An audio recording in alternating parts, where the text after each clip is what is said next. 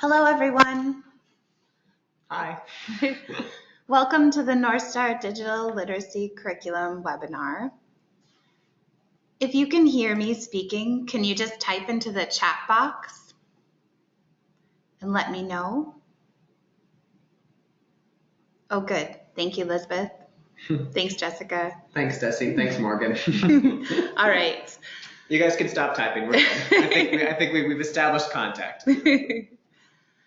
Thank you again for joining us this afternoon. My name is Leah Hauge, and I'm the Northstar Digital Literacy Curriculum Coordinator. I help to oversee the development of the Northstar curriculum. I have experience in developing curriculum with the Minnesota Literacy Council, and I've been working with the Literacy Council for about 10 years. And joining me is... Hi, I'm Isaac Moscanto. I am a curriculum writer, so I'm one of the writers who's been writing the lesson plans for this curriculum. Prior to starting this project, I was teaching digital literacy skills to adults at the Hubs Learning Center in St. Paul. I was doing that under the guise of an AmeriCorps program called the Community Technology Empowerment Program, or CTEP. I also have a Master's of Arts in teaching English to speakers of other languages. Great. If you have a question during the webinar, please type it into the chat box on the right side of the screen, and we'll get to your questions as we can. And if we miss a question, there will be an opportunity to email us. We'll share an email at the end of this presentation. And also, everyone is muted, so we cannot hear you speaking. So that's why it's good to use the chat box. All right.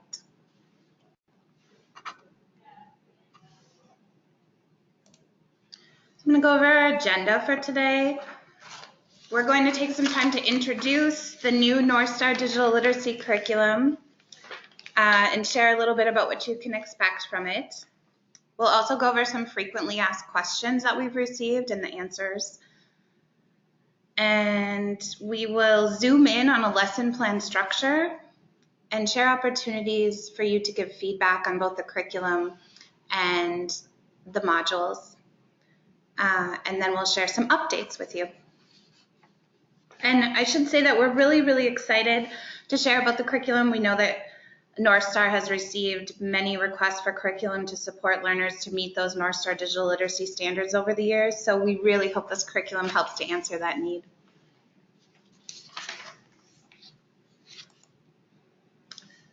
So introducing the Northstar Digital Literacy Curriculum. The curriculum is aligned with Northstar digital literacy standards, and those are the standards that learners work towards to meet the requirements of the assessments. The standards outline objectives learners need to meet in order to be proficient at navigating common digital literacy areas like Microsoft Word, email, or just basic foundational computer skills. The practice within the curriculum is authentic and it connects to learner goals. For example, learners might be asked to practice editing a resume, to practice shopping online, or to practice performing internet searches using clear and concise parameters. Another nice feature of the lesson plans are that they're independent of each other. So this means that you can target specific standards with your learners. For example, you could give, and we do suggest that you do this, give a Northstar digital literacy assessment before you teach as a pre-test, and then print the results page and focus on specific standards that learners need to work on.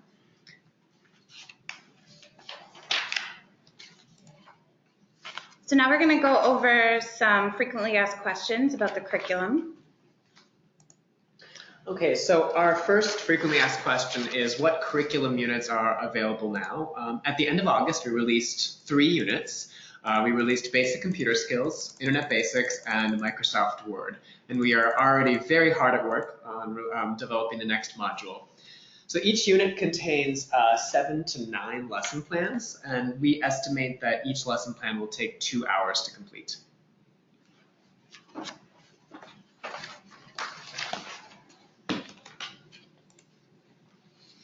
Another question that we've frequently received is what learner level does the curriculum support? The lessons are written to support learners at an intermediate ESL reading level. So that is the expected reading level for the Northstar assessment. So if you're familiar with that reading and listening level on the assessments, the curriculum is similar. We wrote the lessons to support students at that level and above. If you're familiar with the CASA standardized assessments for adult English language learners, the curriculum is written at a CASAS reading level of 211 or higher. And during our pilots of the lessons, teachers found that at the intermediate ESL level or above, students had success with the lessons, so the level was appropriate. You can certainly scaffold these lessons down to work with learners, beginning level ESL learners, and also just support vocabulary and scaffold or change the pacing of instruction to work with lower level learners.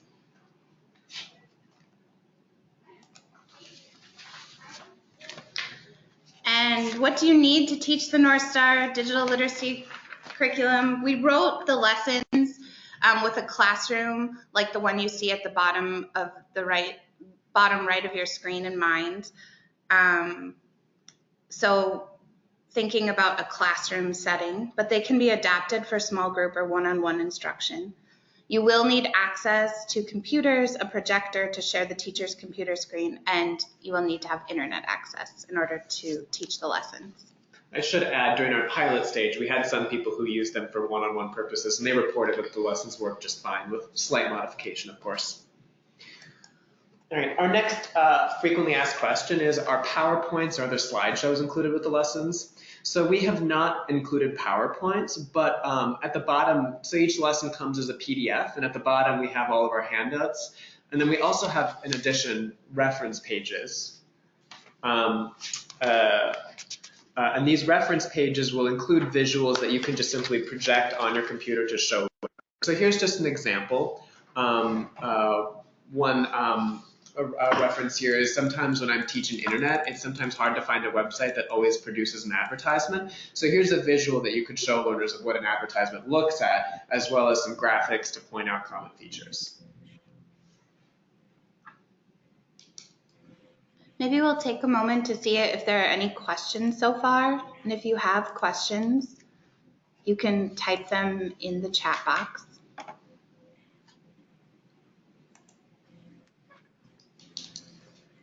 All right.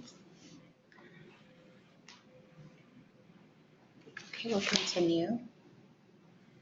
How should I use the Northstar digital literacy assessments in conjunction with the new curriculum? As I mentioned before, we suggest teachers give the Northstar digital literacy assessments for each module or unit that you're teaching before instruction and after. So you'll want to use the same assessment as a pre-test, and that helps you get valuable information on standards that you need to focus on with your specific learners. And then you can choose which lessons to use accordingly. Then, of course, at the end of instruction, you want to post-test your learners to show the digital literacy skills they have mastered. It can also be really helpful to use the assessments as a pre-test and as a post-test. Even if learners do not get that 85% pass rate on the post-test, they will usually show growth with instruction. So for example, if learners have a lower score on the pre-test, then they'll show growth on the post-test, and that can be very motivating to learners. We just got a question too. I think this slide somewhat addresses a question we got about what if we don't have enough time to do the whole curriculum. This is actually a good reason why you might want to consider doing a pre-test. For example, if I'm teaching basic computer skills and I see that most of my students already know what a monitor is, they know what a smartphone is, they know what a touchscreen is, then I can look at those respective standards and just skip the lessons that include those, or skip the activities. And that will cut down on the time it takes to teach the whole curriculum. Exactly, yeah. The curriculum is designed to be adaptable for your group of learners, which is why the pre-assessment, as Isaac said, is so important, because it allows you to take the temperature of your class and really see where your learners are at and then address those specific standards with them. We also just got another question about whether you should do pre-tests unproctored and then post-test proctored. It actually really doesn't matter. The important thing is that you have your learners do it within your site-specific portal and not on the public page. And this is just because regardless if it's proctored or not, if you can see what questions the students got wrong or right, and you can see more detail about how they did in the assessment. But proctoring does not affect that. Proctoring just lets you print certificates. We have another question about what if you don't have internet access at your site? Well, you will need internet access in order to download the lesson plans, but there are some lessons, and like for example, Microsoft Word, those units that unit you could teach without internet access for the whole group. But for units like using email, Internet basics. and internet basics, you would need access to internet in order to teach those. Okay, the next question is we get frequently is where can I find the Northstar curriculum? So right here on this slide, this is an image of the Proctor or admin portal page. So if you look at the top, there's one button that says resources. You click that and you'll find this page. And then as you can see in the green, there's a button for the Northstar curriculum. In there, you will find PDFs of all the lesson plans as well as scopes and sequences for each of the modules. I do want to make a quick note on copyright. Please note that the curriculum is covered by copyright and it can't be copied or shared outside of your testing location. This is included, access to this is included in your Northstar subscription, and it cannot be used by a location if it should cease surfing as a testing location. We have revised the Northstar testing location agreement to reflect these conditions. Also, we do get a question sometimes that what if a teacher wants to teach it and they're not a proctor? So even if a teacher doesn't plan on proctoring any tests or isn't sure if they're gonna, if they want to use the curriculum, just add them as a proctor. It's definitely covered in our manual if you ever need to see how to see that.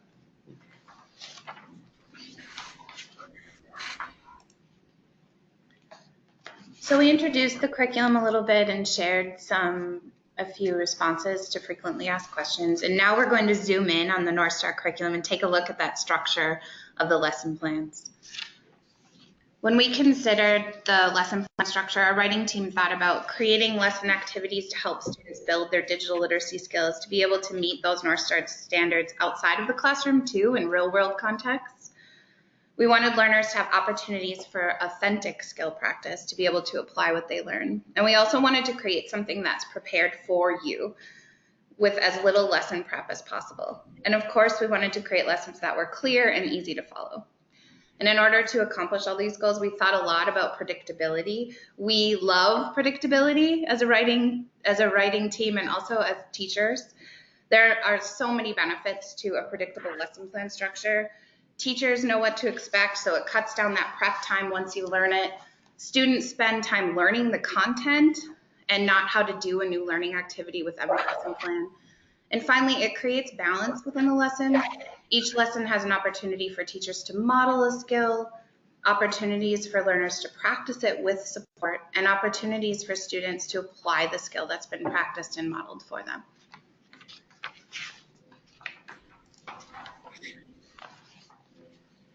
Here's that predictable lesson plan structure that you can expect in each lesson. It's important to note that Northstar recommends you teach the lessons using this structure, but we understand you may need to adapt the plans for your specific site. So again, we'll be monitoring your comments and questions while we're talking through each of these lesson parts. So each lesson plan includes a launch page. That's the first page of each lesson, and it gives you background knowledge and teacher prep instructions. And each lesson also includes opportunities for goal setting. So there's always a warm-up and a We Will Learn section, which are learner-friendly objectives for the digital literacy skills that the lesson will go over. There's also instruction and practice through those three parts of the lesson: the model and explain, the do it together, and the pair explore. And then there's opportunity for application of skills through an authentic practice task and vocabulary work. And finally, we always include a wrap-up for the teachers to be able to check for learner understanding. So now we're going to talk through a sample lesson plan and show you each of these 8 parts of the lesson plan structure, and with hopes that the curriculum will be easy for you to use going forward.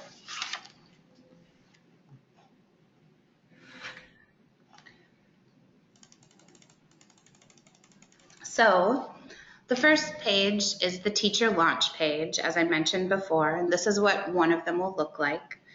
Each lesson starts with a launch page, and in the launch page, it addresses at the top left the Northstar Digital Literacy Standards. And Isaac, can you share what the learners are working on in this sample lesson? So this sample lesson comes from our Internet Basics unit. This is a lesson that covers a lot of the skills that learners will need to navigate a website to look for basic information. So this is skills such as clicking on links, looking through menus, clicking the back button. If you're trying to explore the website of an institution or organization, look for information such as maybe their address or their phone number. If it's a restaurant, maybe their menu. Great. Also in the upper right, it includes the digital literacy vocabulary that we've pulled out. There's a tech concepts box, and that includes important teacher tips and describes in more detail what students will learn in the lesson. There's also the teacher prep guide, and that includes the copies that you'll need to make and what other things to prepare for during the lesson. And this page is really important to become grounded before you dive in to teach. Also, a fun thing that we added to make this more convenient for everyone out there is a lot of the handouts will actually have clickable links, so you can click them and go straight down to the handouts instead of having to scroll up and down every single time. Yep. So now we're getting into the first part of goal setting with your learners, and so that begins with a warm-up. These activities allow teachers to discover what your students already know and to identify the skills that they might already have around digital literacy. And it also allows them to connect their background knowledge to the lesson for the day. It could be an opportunity to introduce a new concept too, and it often involves pair or small group discussions that allows students the chance to share with their classmates and also to build schema for the work ahead. And this would also be a good time to give that pre-test. That's not written into the lesson, but if you were structuring your class and it was the first day of a unit, you might choose to do it then. And Isaac, can you share what learners are doing in this warm-up? Absolutely. So in this warm-up, the teacher will project sort of a fake flyer for a library, and then there are a couple of guiding questions that ask the learners to scan for information. The intention of this warm-up is that in this lesson, this task, the learners are going to have to scan a website for information. So in the warm-up, they're kind of being prompted to say, hey, you know how to do the skill already on paper. Now we're just going to take this skill and we will apply it to the computer.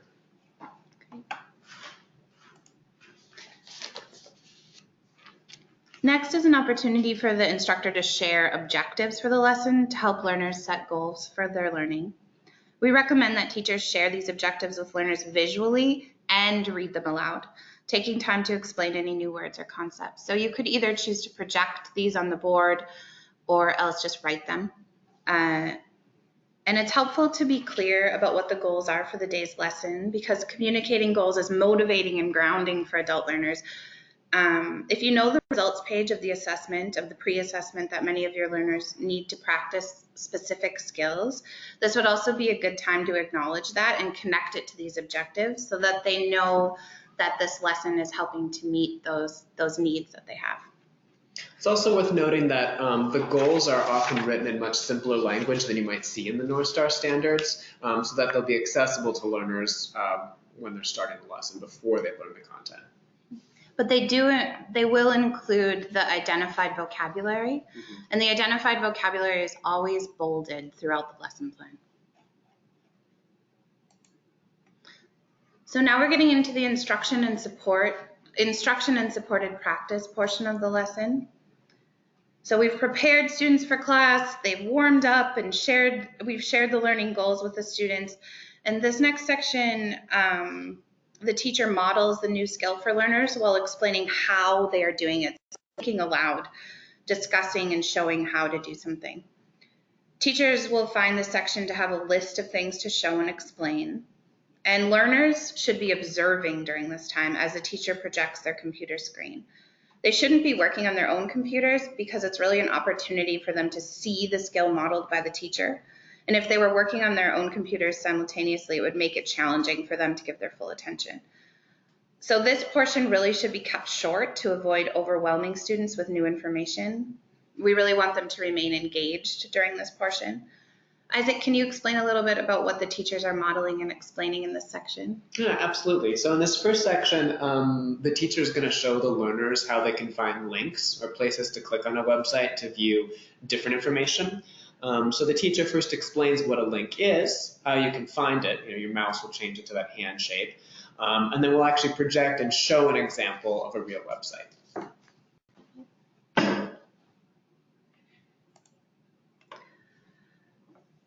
So where the model and explain is more passive, the do it together is an opportunity for learners to practice the skill that was modeled with the support of their instructor. So the teacher might ask the class to restate the steps that they used to complete the digital literacy skill that was modeled, or they might ask them to complete a simple task with a lot of support and scaffolding. To support learners to practice the skill, the teacher might prompt them with questions, as you can see here, and it's an opportunity for the class to talk through it again and maybe try it a little. So Isaac, what are they doing together here? So again, the teacher is asking some questions about the content they just learned about how to identify links. So the first question is, what do you click to go to a different web page? So it prompts learners to remember that it's called a link. And then the teacher will actually open up the website and move their mouse around and ask, is this a link? You know, is this little spot where my mouse is a link? How do you know? And of course, if there's a hand, the learners will say yes. If there's no hand, they say no.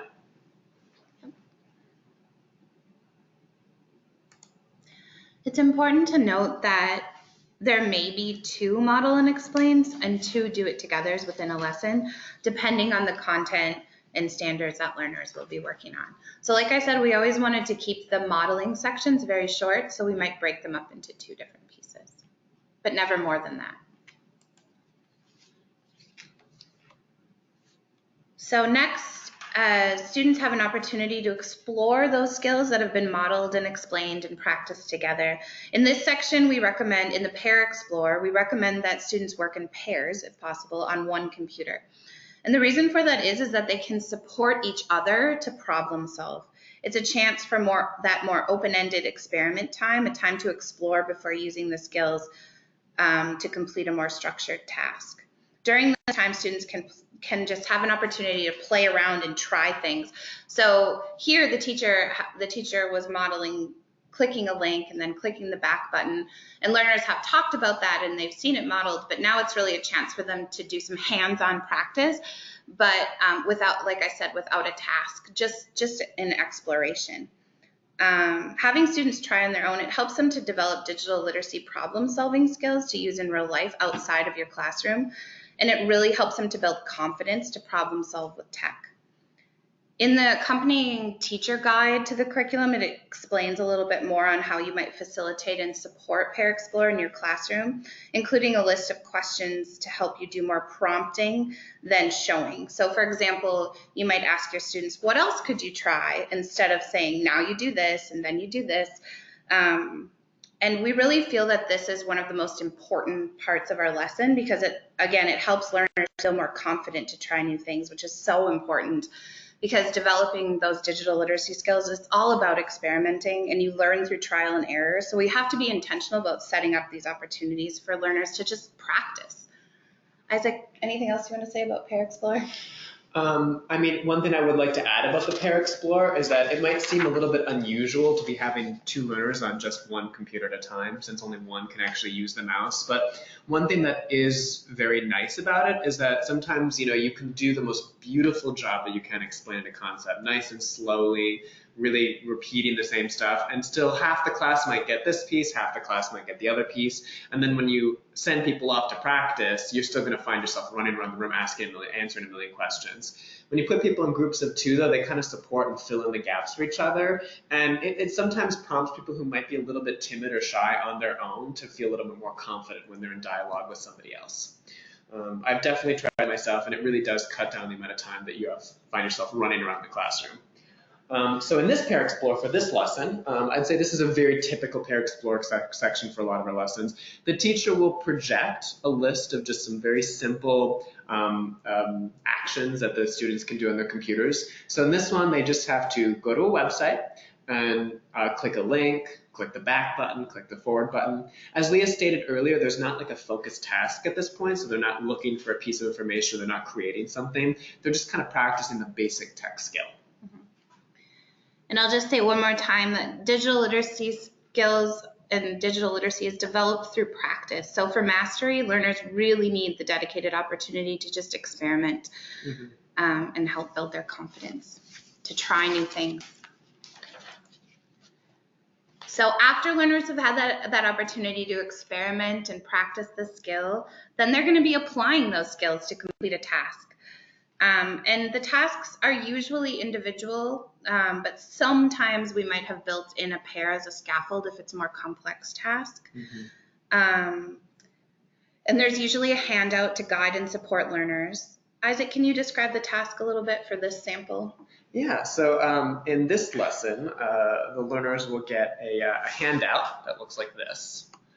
And the handout instructs them to go to a website. In this case, it's St. Paul Public Library's website, and look for the answers to some basic questions, such as the address of one location, the closing hours of another one, how to get a library card, yeah.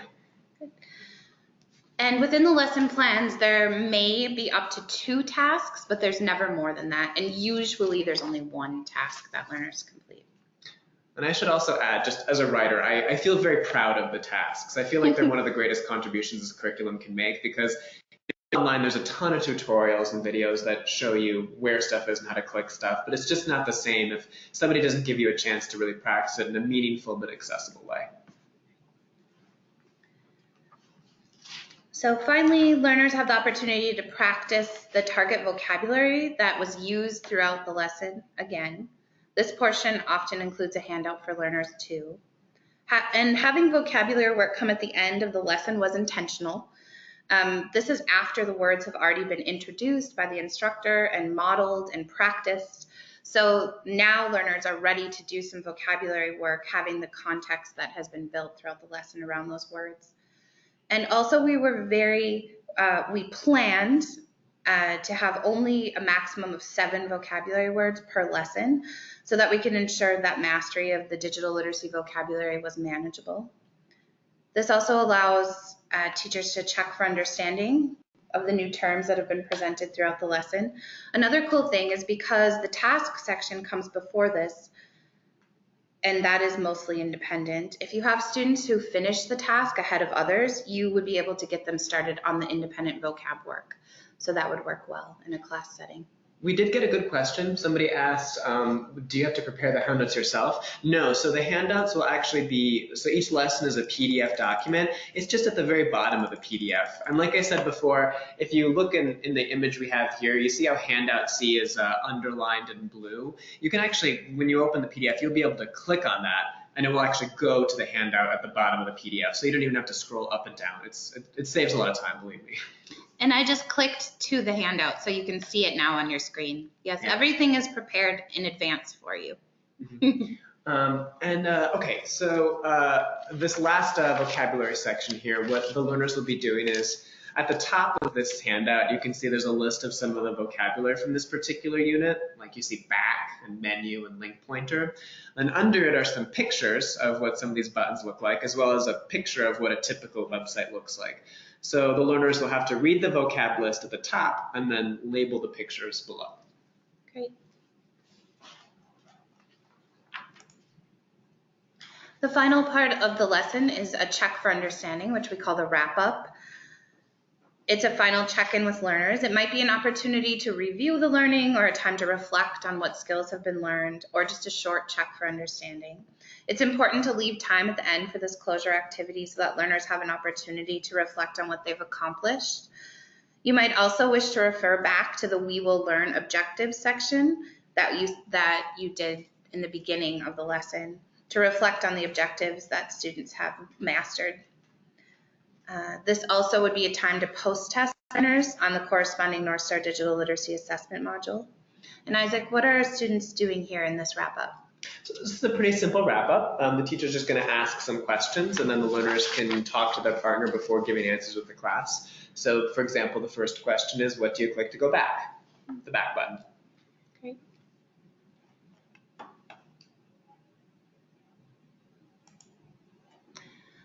So we would like to ask you, what do you think? Now that you've seen a preview of the curriculum, and maybe some of you have even had the opportunity to use or incorporate a few of the lessons into your classes, we would love to hear your first impressions. Please post your thoughts in the chat box now, or any questions that you have at this point too.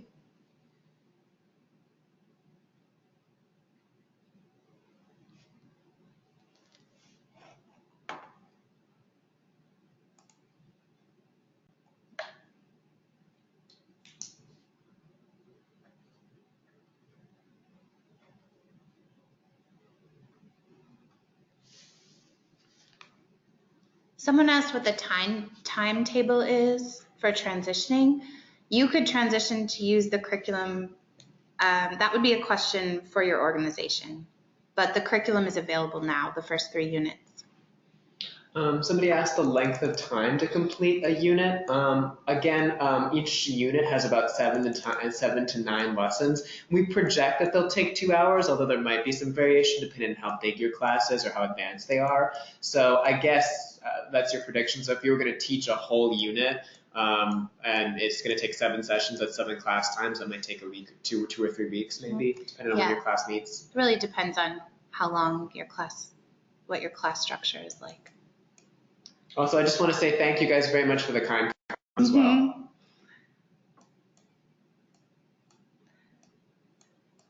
Yeah, thank you. Someone commented that it's student friendly. We really tried to be responsive to student needs. Someone commented about not being a computer expert, and so it's very helpful to have prep. And we really thought about making it simplistic. So even if you're not super confident about teaching these skills, you could use that teacher prep section to practice before you teach. And we were explicit about letting you know what you should practice before delving into teaching. Sorry if there's some confusion too. It's 2 hours for each lesson. Yep. So. If you don't have an overhead projector, I think that you could use a whiteboard. For most things.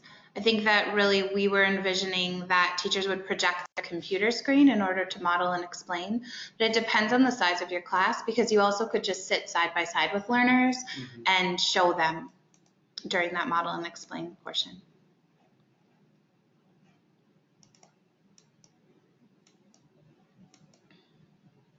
Great. Okay. I think we're going to move on.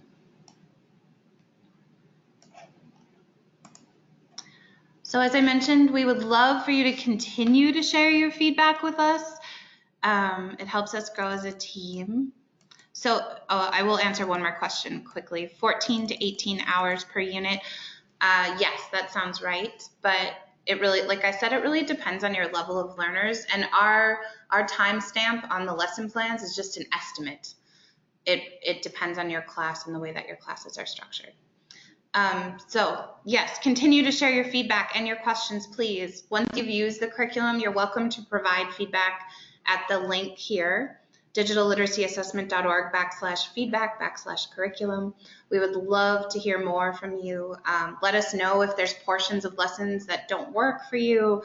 Let us know about ones that do. And also, we would love to shout out your organizations and share your success stories.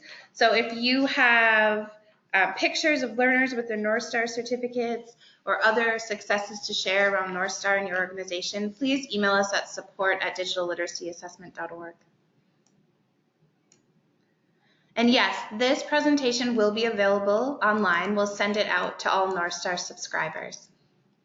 All right. And that brings us to a few coming soon. So I mentioned earlier that we are still hard at work on making more modules available. I'm happy to announce our next one will be email. So we're going to hopefully, we will release the curriculum, the lesson plans for the use and email unit at the end of October. Also, our next webinar is scheduled for November 13th at 10 a.m. This webinar is going to be focused on our new Northstar online learning. So the Northstar team is currently working on a substantial set of Northstar designed interactive resources that will be available online. We will first release basic computer skills and then hopefully continue to release more modules as we develop more resources. So Northstar Online Learning will be a system that students can work on their computers, and there'll be interactive activities that are done through the internet. Each activity will correspond to a Northstar standards, and they can be used by students independently on their own when they're practicing before or after class. And then they can also be integrated into the classroom. So we might rewrite some lesson plans that actually will involve them. I also personally think it's going to be a fantastic resource if you're teaching in an open lab setting as well, and you want to give somebody something to work on while you work with somebody else. These online resources, though, will only be available through subscribing test locations. And as I mentioned earlier, we'll send out a recording of this webinar very soon.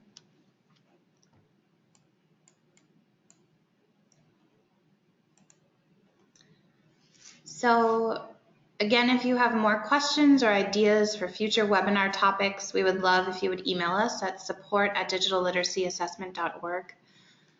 And thank you so much for attending and for listening to us today and asking your questions about the Northstar Digital Literacy Curriculum. We love to talk about it. And we'll stick around for just a few more moments to answer any additional questions that you have. And thank you very much. And someone did have a question about what did I mean by vocabulary work. That's just an opportunity for students to apply the vocabulary that they have learned throughout the lesson to a practice task, essentially. Yeah, it's the title of the last major section of the lesson plan. It's the point where we stop and say, okay, let's just stop and reflect. Let's just really focus on practicing the vocabulary we learned without thinking about the computer aspect. Yep, and you could call it vocabulary practice too. That would be another way to talk about it. Yeah, somebody asked if there's a fee for an organization to subscribe. Yes, so if you are listening and you're part of an organization that is not currently a testing site, there is a fee. I can't really speak in details of how it works, but if you send us an email, we can get you set up with discussing becoming a registered site. Thank you for the feedback on the love of predictability and structure and layout. We really appreciate it, and we hope that it works for you in the classroom.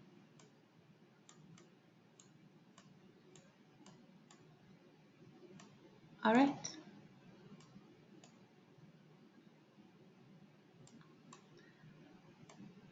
Thank you so much for all of your feedback.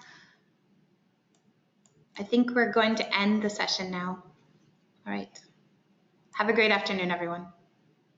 Oh, are there any public places where students can use the curriculum? At this time, the curriculum is meant for classroom settings, so where teachers would be incorporating the lessons into a class. But if you're talking about publicly using the Northstar assessments, yes, students can just access those online on their own.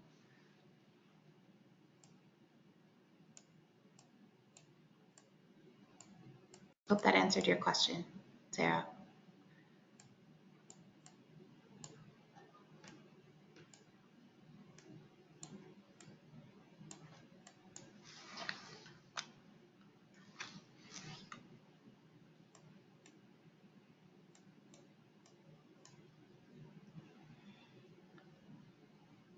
Okay, great.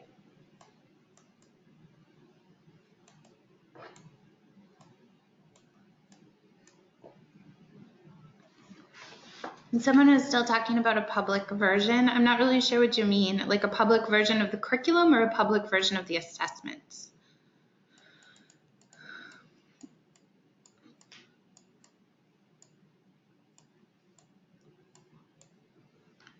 If you want to, maybe Isaac will drop a link into the chat box for public version of the assessments. Oh, curriculum, public version of the curriculum. The curriculum is accessible by users through the admin portal. So currently it is not. It is copyrighted and not available to the general public at this time.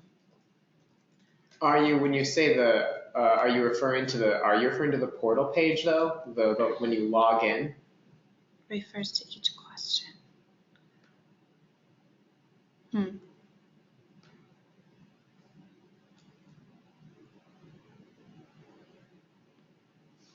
If you have more detailed questions, please feel free to give us an email again at support@digitalliteracyassessment.org. Also, it might help if you know how to take a screenshot. You can always take a screenshot of your page so you can show us what you're looking at. Yeah, if you have any more questions about accessing the questions publicly, yeah, please email support@digitalliteracyassessment.org and we can help you. We'll help get a good answer to your question.